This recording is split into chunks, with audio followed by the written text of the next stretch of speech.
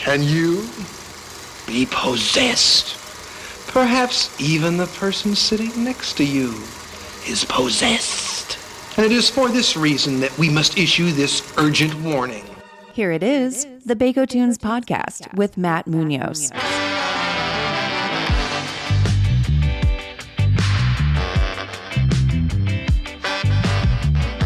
Audio brought to you by Chain Cone Clark. Let's talk about Cesareo's chili dog review of Exorcist Believer. Cesario, tell us all about it. Well, let's just say that this movie, first of all, it was, there's so much, The Exorcist when it came out, there's so much kind of history that we don't even know, and so much context we don't even know. When The Exorcist came out, the big baddie wasn't so much the devil as it was the devil possessing the body of a little girl.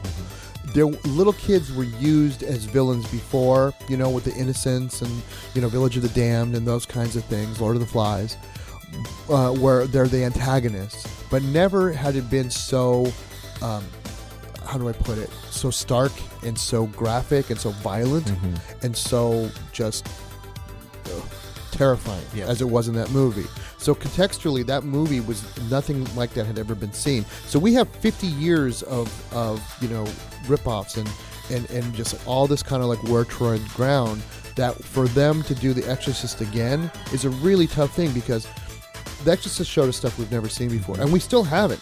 The Exorcist, as it is right now, is the reason why it has so much power is because William Friedkin, the director, was a documentary filmmaker Who just passed away, and who notoriously, who I found out later on, said that during, according to somebody that talked to him before he died, he said that David Austin Green, the director, was going to be making a sequel to his movie The Exorcist. And he said, can you believe that? The guy who did the Pineapple Express, if I die, I swear I'm going to come back and possess him and make his life hell.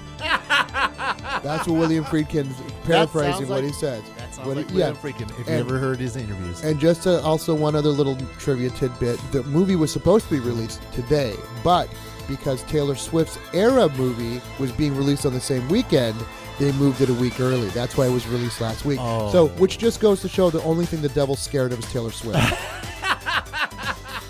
So anyways, going back to The Exorcist, there's almost no music in the movie. No? When it is, it's more usually sound effects in different kinds of volume, right? Now, did they use tubular bells at all in this film? The end. Oh, in the okay, end. They kind of hint at it here and there, and they play it like a hip-hop trap version of it? No, it's subdued. It doesn't have the chimey piano. None of that. Okay, none of the Mike Oldfield original. Nothing. Okay. Well, it's like their own. It's just like The Exorcist. It's their own kind of updated version of it that's not as good. You know which is a really good version of it? Sidebar. Book of Love's version. No. Of tubular bells. No, that's good. And they definitely incorporate a little bit of The Exorcist in there. You hear like the voice, the singers. Anyway, that's another thing. Well, the thing about The Exorcist was it was so subversive. It was almost sacrilegious. I mean, no, let's get real. It was sacrilegious. I mean, the stuff that they would have in this. But the thing is, it wasn't coming at it from the point of view of somebody that was pious or somebody that was saying religion, Catholicism, God will save the day. No, and there were no winners in The Exorcist. No. And it's, I mean, the devil was beat and to fight another day, but at the end, the good guys won, kind of, I mean, quotation marks, but not at what cost. Everybody was decimated. So this movie was crushing. It was devastating. It was terrifying. It's still terrifying. Just thinking about the movie gives me vertigo. The original. Okay, so we're not talking about Believer yet. So when I went to go see Believer yesterday, I already had 50 years. Well, let's be real. I saw it in the 7th, 8th grade. So I have all these years of expectation and weight and gravity of history, not to mention the historical gravity of the movie and the influence it's had on pulp culture for generations already put up to it. And this is the official sequel. This was being advertised and promoted and officially as this is the official sequel, not like The Heretic. No, it's completely skipping over Heretic and Legion and the and TV Exorcist show 3, and Exorcist the TV 3 show and all that stuff. Yeah, it's supposed to go right to this. Yeah, okay. the TV show is actually supposed to be a sequel, and the TV show, for any of you listening, that came out on Fox a few years ago, quite a few years ago actually now, with Gina Davis for a while. It's good. It's really good. It's surprisingly good. It's a lot better than the movie. The movie, let me put it to you this way: David Austin Green didn't stand a chance. The movie studio doesn't stand a chance. There's no way it can actually hold up to the weight of The Exorcist itself. Yeah. I did not like this movie. I pitied it. I felt sorry for it. There were moments in the movie where it was like, oh, it's a real movie. And then there are moments in the movie, especially a montage in the middle, where a character's talking and you're seeing people kind of going through. And I'm like going, this character that's doing the montage just had something incredibly, not only traumatic, but physically, like hampering. And she's talking like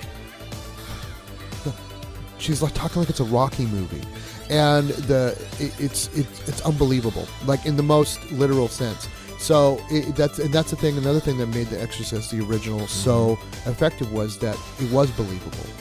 I mean, you had people like freaking out, thinking that everything was possessed. Well, it's practical makeup, practical effects. Dick Smith, it just looked real. Yeah, and I mean, and there were injuries on set because of it. Linda Blair's famously so, but.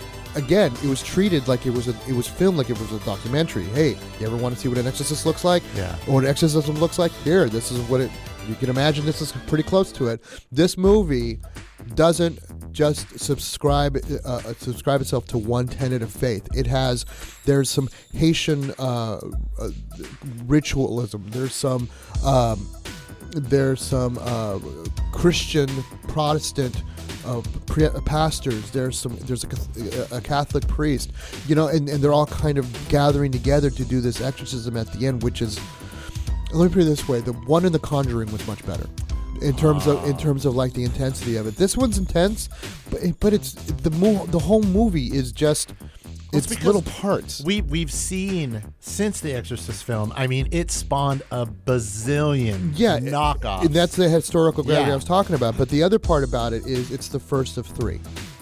The way that they made the contract. I read about that. Yeah. So this one, since after the critics' reaction to it, that they've started to kind of rethink the direction that they're going to go into. Contractually though, they are obligated to make the third movie, second and third movie. So they're, regardless if this movie makes money or not, they're doing it. So same director? I don't know. Yeah, because I think I read something that he had said, of course I'd want to do it. I'd want to keep on going, but there might be a chance it might not happen. Yeah, and the thing is, well, because it's another person to help with the story was comedian Danny McBride, who did really well on Halloween. And the story that that he's done ever since then, he's kind of one of those background guys who's I'm Danny McBride, eastbound and down, son, that kind of comedian, but he's really good at understanding genre because he loves it. And I could see where they kind of wanted to go into it, but again, this is just the first part. There's the cameos you think are going to pop up. There's the things you think they're going to happen. People, they're going to throw up. They throw up. The effects of lots of their CGI, lots of voices, creepy voices. Yeah, a couple of jump scares here and there. And let's forget there were jump scares in The Exorcist too. But however, there was one scene that those scenes in first Exorcist you were just kind of braced yourself was, remember when they're all running up the stairs to find out what's happening, and the camera's following them, so you documentary style. You're looking on the look on their face like, what is this noise to the doctor? And they go up and they open the door, and it's just madness. It's just crazy. It's just like everything's flying all over the place. that initial shock of what you see. It's that cinema verite. It's that cinema verite, that realistic documentary style that brought you in. And there was no music. There's very little music throughout the movie, except in certain parts, like the strings when they show her belly when the "Help Me" comes up. And again, just thinking about it gives me terror. Yeah. And there's nothing like that. They have a scene like that in this one, and it's just like meh. Now let me ask you this: another little thing, a little controversial. Sure. Was this the woke Exorcist? No. Is there a woke Exorcist? Because there was one. I only say this just kind of as There was one line in the movie that kind of makes it. They have the white girl and the black girl. Right. Do you see that as kind of like a woke thing? As No, they would say it is like. No, I think that if anything, it's kind of representative of what culture would be like in Georgia, where the actual movie is set, and also the main characters in the movie. It starts out. There's a lot of kind of stuff that similar, like in the original Exorcist. There was a scene that starts off in Iraq. And there's a scene where Father Merrin looks, and I've seen this movie a lot, and I've dissected this movie a lot. And there's a scene where he sees two dogs fighting, which is the spiritual and the natural, the supernatural and the natural fighting each other. And this movie starts off in Haiti with the very same first shot of these two dogs fighting. So it's a movie that's well aware of the mythology of the movie as well. Speaking of mythology and Greeks and everything else like that. All right. So they actually, I think it's because we're fed so much about everything like the wokeness and blah blah blah. So the messages get kind of blurred, but it's just like.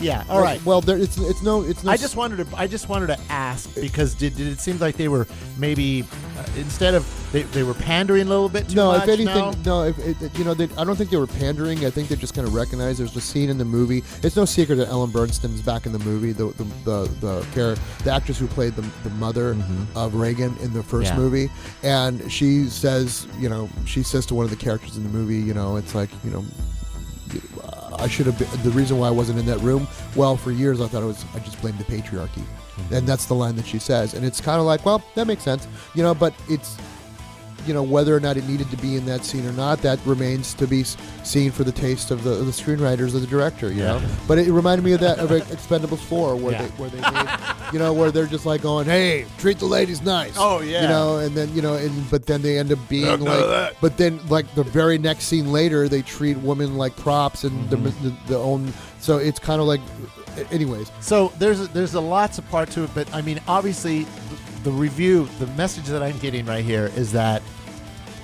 Go see it because you have to. Because you don't want go to see it. Don't go see it. All right. Wait a couple of weeks. Watch the first one.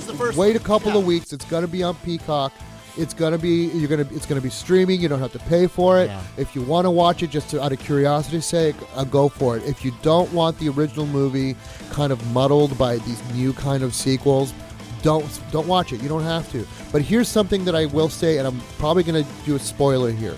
They never mention the name of the demon in this movie, ever. They don't mention the name of the demon in the first movie either until Exorcist 2. Yeah. By the way, there are parts in this movie that reminded me of Exorcist 2, especially some of the Haitian stuff, which reminded me of the James Earl Jones scene in that movie. So it's like, if you want a combination of The Exorcist and Exorcist 2, here you go.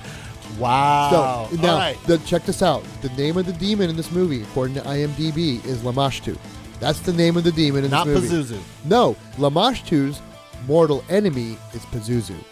And there are scenes where, like, they mention Reagan, and Reagan's mom shows up, and they're like, and they're looking at her, and you think, oh, they know her. But the reason I think they know her is because they see her as the enemy, because it's two demons fighting each other on Earth. It's Lamashtu and the mortal enemy Pazuzu, and the demons are going to be using humans to fight each other. That's what I imagine they're going to do with the second and the third movie, where it's going to be demon off. And to me, it's like, that's so freaking stupid. It's clever in terms of like if you didn't know, but they kind of, it's like, oh, what a twist! Get it? It's they're not friendly to each other. They're enemies. That's how they. It's like, so the stronger demon wins. May the stronger demon win. Well, it reminds me of like Jurassic. Demon win. It's like Jurassic Park, where they just, what are we going to do with these dinosaurs? Oh, just make a bigger dinosaur. Okay, there we go. All right. So, how many chili dogs does Exorcist Believer get?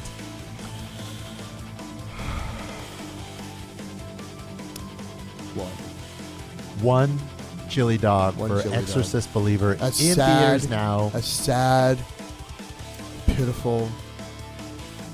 You would expect Hollywood. I'd expect more from you for Cesareo on his birthday weekend. He's turning 50. As old as The Exorcist. As old as The Exorcist film. I'm actually a little bit older. The Exorcist came out on December 26th, 1973. But check this out. Roller rinks, Cheap Trick, The Exorcist.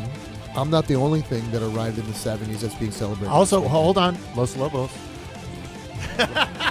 Los Lobos. That's it.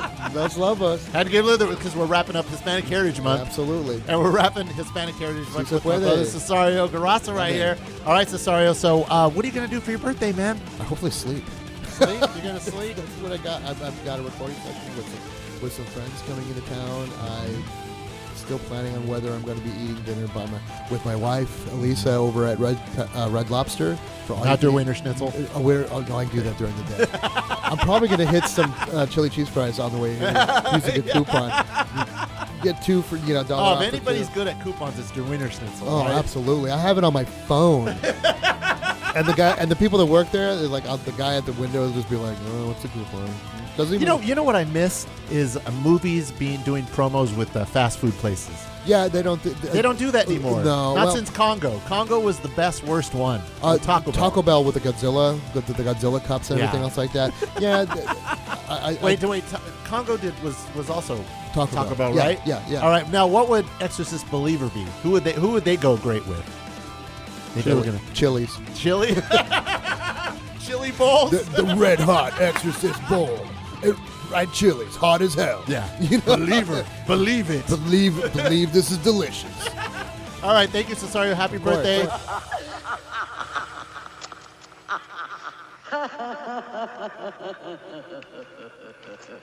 The Bakotunes podcast with Matt Munoz. New episodes every week. And for the latest, be sure to follow us at Bakotunes on Instagram and Twitter. That's BAKOTUNES. And be sure to like us, rate us, comment at us, and don't forget to subscribe. We'll be back next time.